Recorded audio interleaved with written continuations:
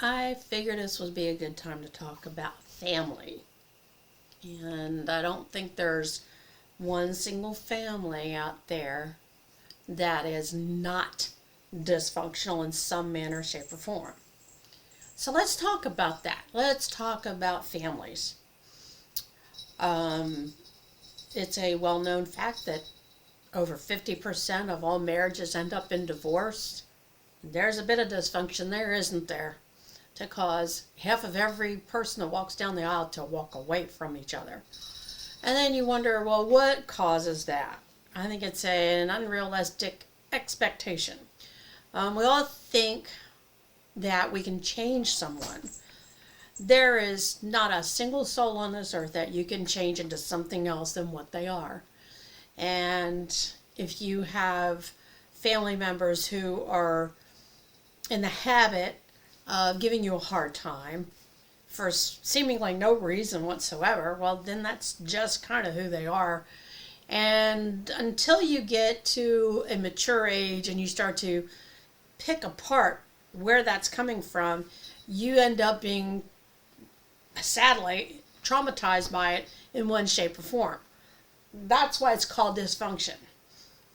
Now, I get to the point where I get a wild hair and I decide I'm not going to cut my hair. So my hair has grown out. It's gotten really long. I look like a shaggy dog. But, and I know that's part of it. So we do different things with our own appearances based on family, our past, even when we don't really know that we're doing it until after we've already done it.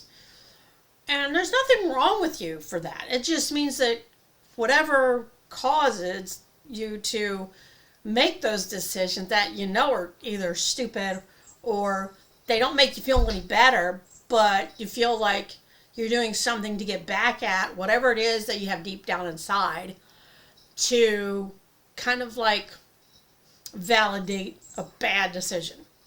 So the problem is you don't want to make a bad decision that ultimately physically or mentally harms yourself. You want to protect yourself. And unfortunately, there are some of us who, because of the things we lack in our upbringing and things that we wanted and didn't get, we choose all the wrong things for all the wrong reasons, right? This is basically what it boils down to. If you don't get enough perceived love that you want for yourself as a child, then as you become an adult, what you do is you look for someone to put that in your life. And you mistake things for being that you didn't have as a kid. So let's talk about that. Girls grow up with their moms being their role model. And sometimes boys grow up with only their mom as their role model and they don't learn how to become men. And it's not their fault, but it doesn't have to be that way because there are different groups out there that mentor to young men growing up. Big Brothers is a great, organization to tap into. And the problem is that mothers, a lot of times, especially single moms, don't always tap into those resources because they're trying to survive for themselves and also for their kids. So how do you get beyond that? It's tough. But you can't tell someone that you can teach a son how to be a man, and a single dad can't say that he can teach his daughter how to be a woman. It just doesn't work because they're not genetically made up the same. It just doesn't happen. And unfortunately, those are situations that are real in real life. And in more circumstances than not, and especially during the era of when I was growing up, it was daughters went with mom and even sons went with mom because the courts would always say that a child needs their mother. The person that brings you into the world, you need that person more than you need the person that helped also participate in you becoming who you are. And I don't always agree with that. And a lot of people look at me funny when I say that. I was like, no. I said, even with visitation, some dads, because they're trying to survive now, even though it may have been their decision to leave, or they got kicked out, or whatever the deal is. And the problem is that the kids suffer more than the adults. And the adults forget that. Let's give some real scenarios. A mother of daughters, dad doesn't, either he doesn't want to have the responsibility, or there's something about that's going on between him and his wife where he feels like he's got to go. He just can't deal with it anymore, and so he leaves. Problem is, when you have a parent, whether it's a father or mother, and they don't tell you what's going on between them, you start to internalize it, and you start to blame yourself. I must have been a bad kid. I must have done something to make them split up. If I do something better, they'll get back together. And you start telling yourself all these things. And if you don't have an adult to talk you through the feelings that you're having, you're going to get it all screwed up in here. It happens. Kids automatically think it's their fault. Why do they think it's their fault? Because their parents are too embarrassed to admit that there was something they could have done, or if there wasn't anything they could do, that they have to admit, like, yeah, I'm sorry that this is how it is, but we'll try to make the best of it and we'll work together. But if they don't work with you, because there's that whole adage of, I'm the adult and you're a child and you don't know anything, but a child has the same feelings as an adult does, but on a different level. And actually, it's more devastating to a child when there aren't two parents around. Totally different. A child needs two parents. And the harder thing is that when you have two parents, even though they're not together, and one of them is always telling you, the one that doesn't live with you always tells you how much they love you, and you feel it, and you know it's there, and it's real, but the one who's raising you never does. Now that is devastating. That's the kind of thing that will destroy a child's trust in a lot of things. Trust in adults, trust in women figures, that sort of thing. I've had that situation. Now this is a picture, it's a family picture. And this is one of my favorite pictures because it's with myself, my father, and my father's daughter, my half-sister, from his third marriage. Dad just seemed like, I don't know what it was with him, but I don't know if it was him or the women that he chose, but he just couldn't get them to stick. And then when he finally made a reconnection with his high school sweetheart, and she passed away 7 years later, so it was not a long reunion. And I felt for him because he was devastated, and I could tell that he really wished he had made other choices, and that I probably wouldn't be here because he would have had married her. I never knew he had a high school sweetheart till after the fact. And so there's things you don't know about your parents when they leave either. There are things that they're going through. You don't know what it is. And you want to blame yourself. So what do? We think, well, there must be something that I did, so I'm not going to do what they did, and I'm not going to repeat what they did. Now, some of that you can control. If you have a parent that got pregnant prior to getting married and then got married so that it wouldn't look so bad, because back in the day, back in the 50s and 60s, you just married the father whether it was a good idea or not. It was all to save face. It was not always the right thing to do, but, adoptions weren't as prevalent back then. They would send girls off to have, if they got pregnant while they were in school, they sent them off to a unwed mother's kind of boarding school kind of place, and then they would deliver the baby, and they either brought the baby home and then the grandparent raised the child, or they would put them through the adoption process. It was kind of easier back then in some cases, but nowadays there's too many that are holding on to a newborn that can't afford to raise them. There's no shame in giving up a child for adoption. There isn't. And I am the product of a premarital, situation, And my parents didn't get rid of me. They kept me. And then I guess in my eyes, I don't know why my mom had another child 4 years later, because 3 years after that, within 7 years, I ended up being in a one parent family, just with my maternal parent and my paternal parent, my father. He was the one that moved out. But I never had any doubt about his love. I had serious doubts about my mother's.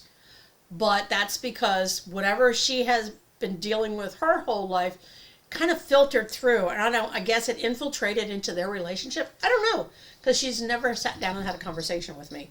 And that's where us moms, when you're stuck and put into a position where you have to choose between your child and this person who's not fulfilling the role that you need them to fulfill as the second parent, you need to talk to your kids.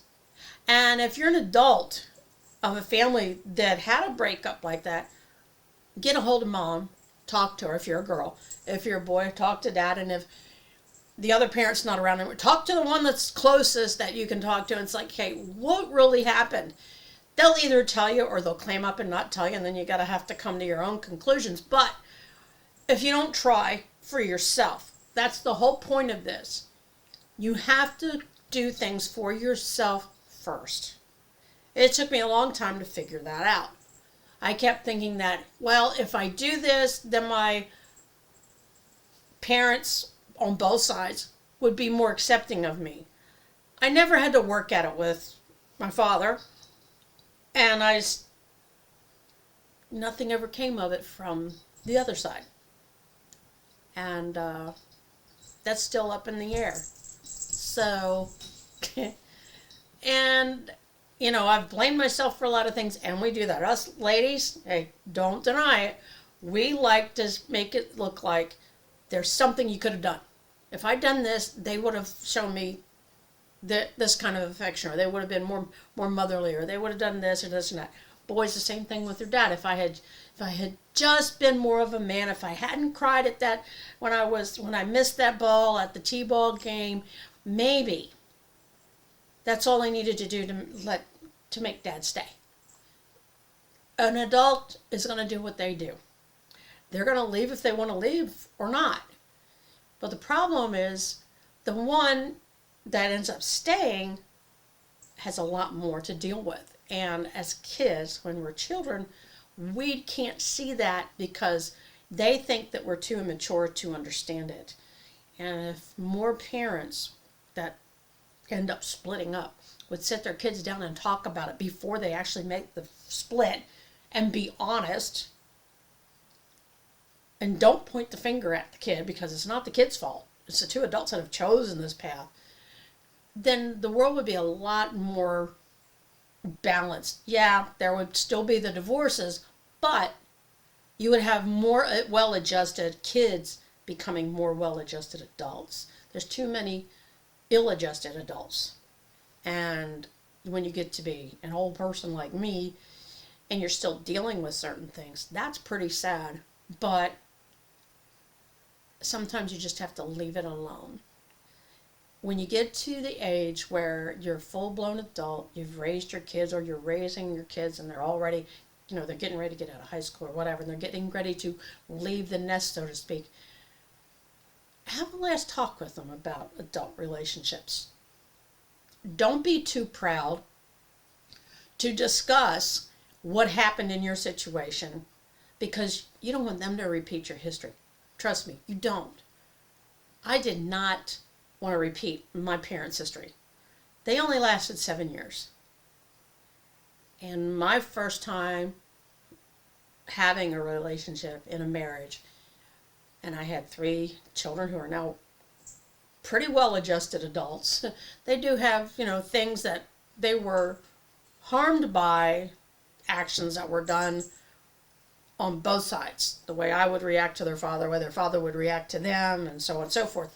And I can't take that back. And you can't take it back. You can't fix the past. You have to get past the past, leave it there, and go forward to the future and look forward and put positive situations in the past. I don't get to see them.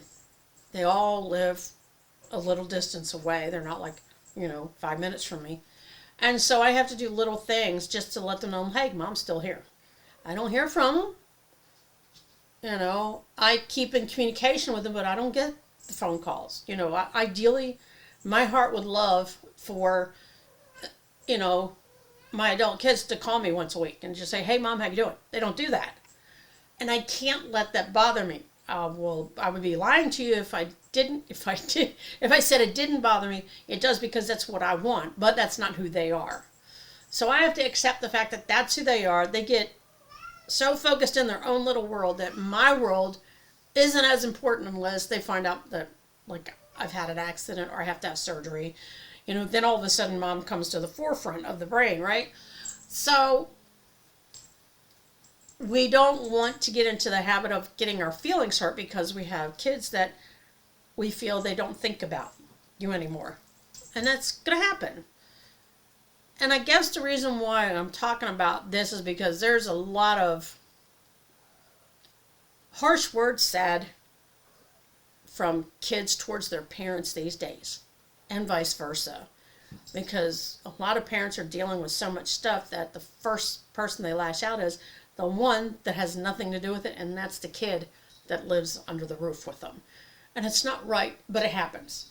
But if we had more communication between parents and kids, make sure you know what kind of music your kids are listening to. You don't have to, follow them around. Just keep an ear open and listen to what you hear them listening to, who they hang out with, what kind of movies they're gravitating towards, and look into it. Be an attentive parent. If you really care about their well-being, then it's not spying on them. They'll think so. Teenagers always think, oh, well, you just don't trust me. Well, no, you don't, because they're still teenagers. They haven't lived life long enough, but you can't say that to them because then you're being the overbearing parent, right? You're never supposed to tell them to their face, I know more because I've lived longer. In the old days, back when I was growing up, you could say that and kids would take it for salt. But nowadays, you can't say those things because they think they know more because of social media. Social media has ruined these kids. It really has. It's made them think that they know more than the adults that raised them, that brought them into the world and have them get their first breath of life. But they don't. You can let them think that, but there are ways to approach them to let them know they really don't. Let them fall on their face once in a while. That's hard. Tough love is the hardest thing you'll ever have to do. But sometimes it's absolutely necessary. And I've had to do it a couple of times. Fortunately, only a couple of times. I played mom and dad even while I was in a marital relationship because he was weak. And he wanted to be a friend. He didn't want to be a disciplinarian. He didn't know how to be a man because he wasn't taught how to be a man because of his mother. So you see, it's generational. This whole dysfunction comes down from one generation to the other. Now, what happened in my parents' situations, I understand my father's side. He never knew his father. He never met him. I was told my grandfather's name.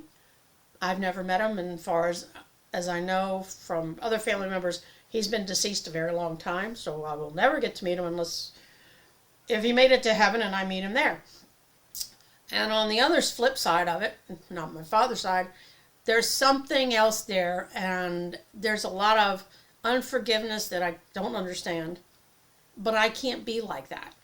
And I've refused to be like that, and that bothers that side of some of my family members.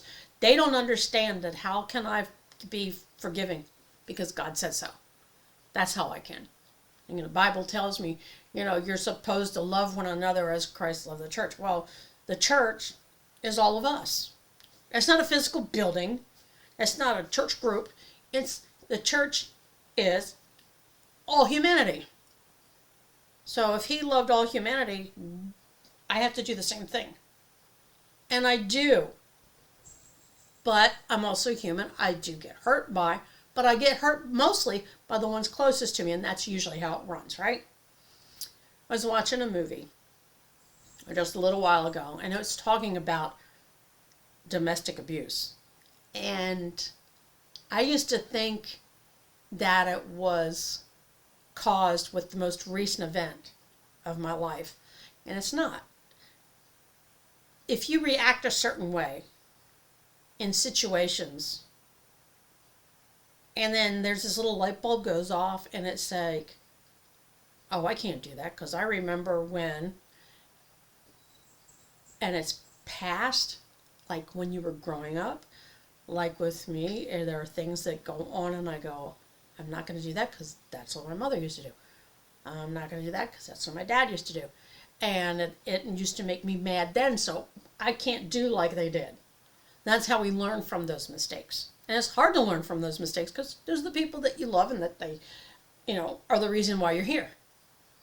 So, I got over the whole looks thing because I had a family that I grew up with that were constantly putting me down about how I looked. And if you have a family like that, don't worry about it.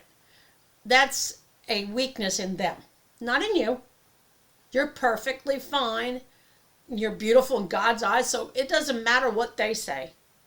So when you start feeling better about who you are and not listen to all that negative energy being thrown at your head and in your ears, then you can block that out and move forward. The whole point is moving forward from the abuse. And it's tough. I will not pull any punches with you. It's not easy. It's hard. Especially, like I said, when it's your family, when it's your siblings, when it's your parents, when it's your aunt or your uncle or your grandparent. You might have a grandfather that's always telling everybody that they're stupid or something like that. And, and it hurts your feelings and you wonder why, and then you start to believe it because you're hearing it all the time. Don't believe that. You should know who you are. And if you don't, then stay away from people like that. Even if they are family, have very little interaction with them, because the more negative interactions you have in your life, the more negative you're going to be about yourself. I've been there, done that, and I paid dearly for it at one point. I believed that I was a bad person by the person that I was with, and that everything was my fault, and I was told that so much that I started to think he was right. And that was the worst thing I could do. But when you have no support from the ones that you love, your family, when they are so distant and they don't act like you even exist, then you start to believe the lies. You don't want to believe the lies. Don't do it. Don't destroy yourself because of what someone else says or what someone else does or what someone insinuates, because I'm going to tell you right now that you are not what they say you are. There's too much ugly talk being told to kids by their parents, friends, schoolmates, whatever. And the parent's job is to keep a positive ray of hope and outlook in the mind of a child. If your child has a specific talent, even though it may annoy the hell out of you, even though it might be something as simple as they're always like putting together puzzles and it's everywhere, just tell them, like, when you're done with that, you need to make sure you clean it up, or get them one of those puzzle mats to put the puzzle on top of and roll it up, and then they can roll it back out and work on it, because some kids just have to have a diversion. Sometimes kids who are overactive or hyperactive, they need an outlet.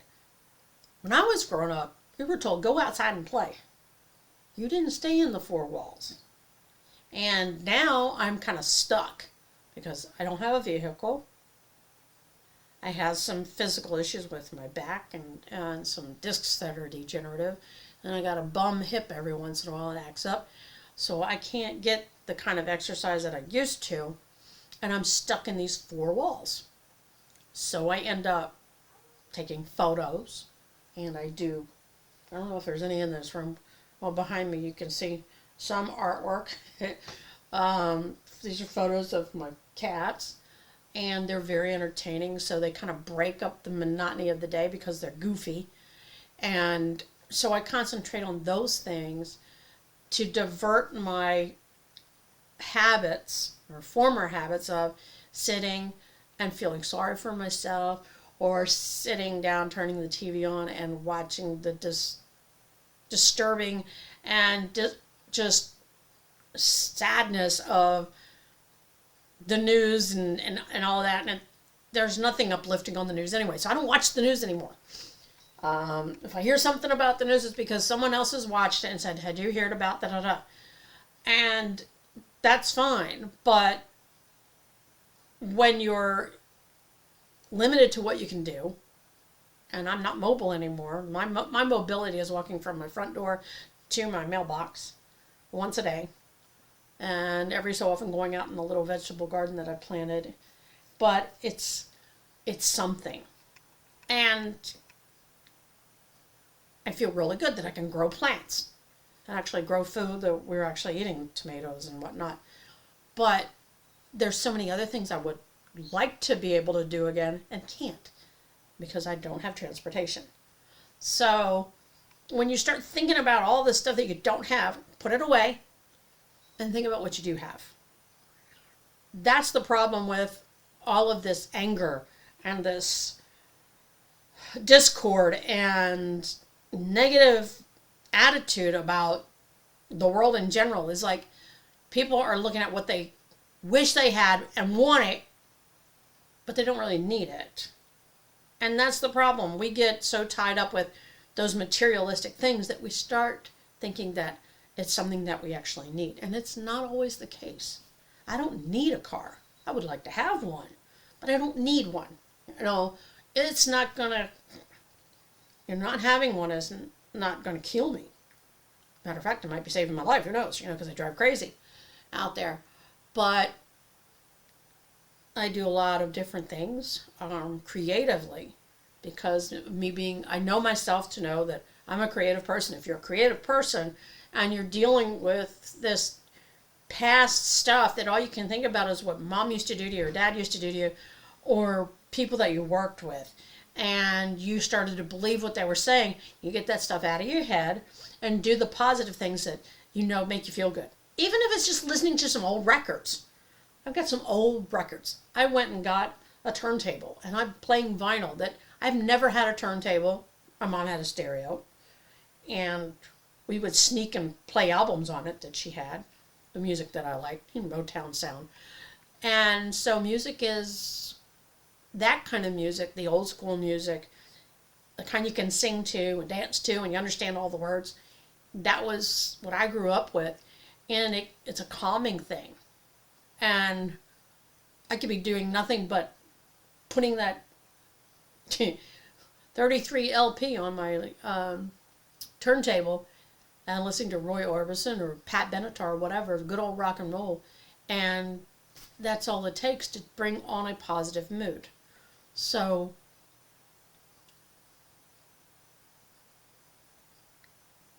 the things that bring that positive mood, those, latch onto them, because the more positive mood items that you have, whether it's a craft you like to do, if it's books you like to read, or whatever, that will wipe out all the negative BS quicker than you can shake a stick at it.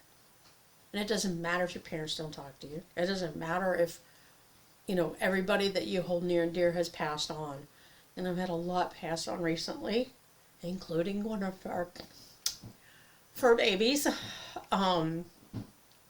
It's been a rough 2023 so far, and but I still have things that I do that I enjoy, and that not so much, I don't do them for my enjoyment, but I do them to teach others how to be creative, or just to give them as gifts. And giving a gift makes me feel really good. I don't have to get money for it. If someone wants to pay me, to make, some jewelry for them, whatever, that's cool. But I don't do it for that. I do it for my peace of mind, and because I like doing it. I just like creating. I have about 75 paintings that one day I'm going to have an art gallery, somehow, some way. Uh, so if anybody's got any old frames they want to get rid of, let me know. Put it in the comments, and I'll tell you where you can ship them. Because frames aren't cheap, but finding something of joy is always a good remedy for those low points. When you're depressed about having been in an abusive past situation, whether it be family abuse, marital abuse, boyfriend, girlfriend abuse it in the workplace. Of course, in the workplace, that's hostile work environment. You can report that stuff, and they can get in big trouble for that. But it doesn't fix the scars. See, that's the problem. The scars that happen in here, they stay there. You learn to work past them. That's the hard part about the brain. You can cut your arm. I mean, I've got this scar from when I was 4 years old, all the way up my arm. That healed. The scars that don't heal 100% are when you're physically abused, and mentally and verbally abused constantly for 3 years. It's been a slow process. There are still triggers that I don't, that show up, and I go, where'd that come from? So when you're working through trauma, the best thing I can tell you that is a positive is filling your mind up with positive. Staying away from anything that's negative. The news is depressing. Stay away from it. Stay away from negative people, even if they're family members. If they call you up and it's the one that's always getting on your nerves and always telling you that, you need to do this, you need that. It's like, oh, it was really good to hear from you, but I've got something in the oven. I got to go. I'll talk to you later. Love you. Hang it up. Yes, I said love you. You say love you even if you don't really mean it, but deep down inside somewhere, that love that you had when they weren't doing that is still there. It's just hard to get it to come back up, because until they decide to change, and that's the thing, you're never going to change a negative person that whether they're related to you, an acquaintance, like I said, like a coworker, a friend who's always been negative, but you still want to call him your friend. Don't punish yourself by being around the very thing that gets you depressed, gets you upset, makes you think bad about yourself. Stay around positive. And if the only positivity you can get in your life is to sit and read a book. Read 10 books.